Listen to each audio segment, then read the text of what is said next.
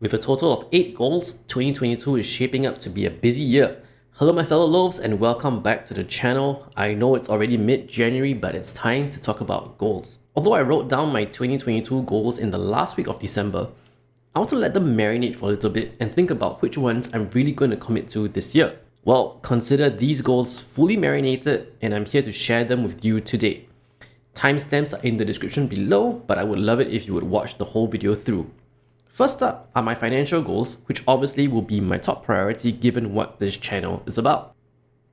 My first goal is to invest at least $30,000 into dividend-paying stocks, preferably at a yield of at least 3%, although I won't get too hung up on this number if there's room for the dividend to grow.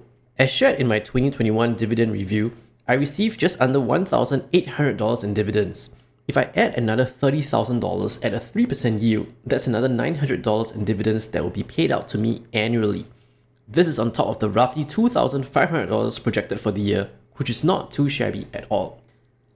Let me set up my second goal by talking about something I haven't covered on my channel yet, which is our passive income as a percentage of our total expenditure.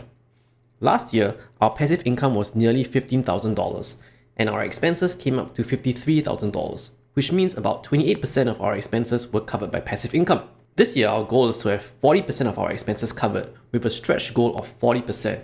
We will look to achieve this by both increasing our passive income and reducing our annual expenditure.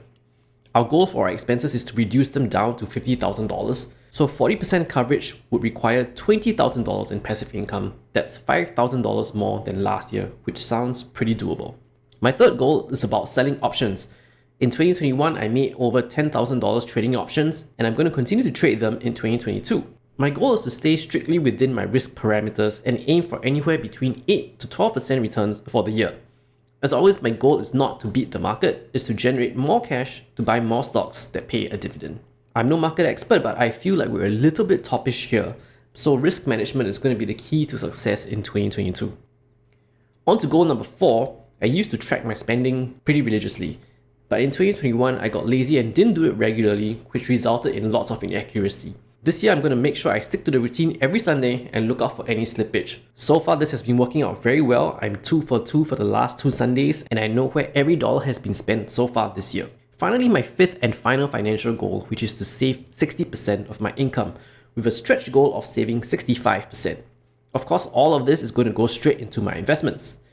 If you're following me on Instagram, I covered this in my 2022 salary breakdown.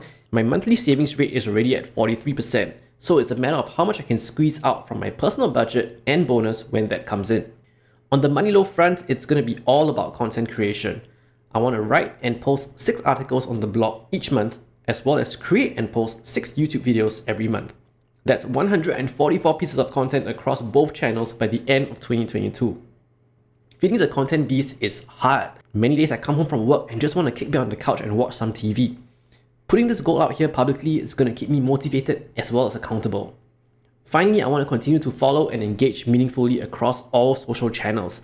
I've said it before, but being on the journey to financial independence can be pretty lonely, since most people are seemingly content with the idea of working forever. Because of that, I do find engaging with other people in the community very fulfilling, since we can provide each other with some support, build relationships and the community at the same time. I also have some personal goals for the year. I didn't record them for the video, but they're available on the blog. I will leave a link in the description below for anyone who might be interested. Thanks for watching my 2022 goals. I'd love to hear any questions, comments or feedback from you. I will be back with a regular portfolio review this weekend. Until then, please stay safe and invest safely.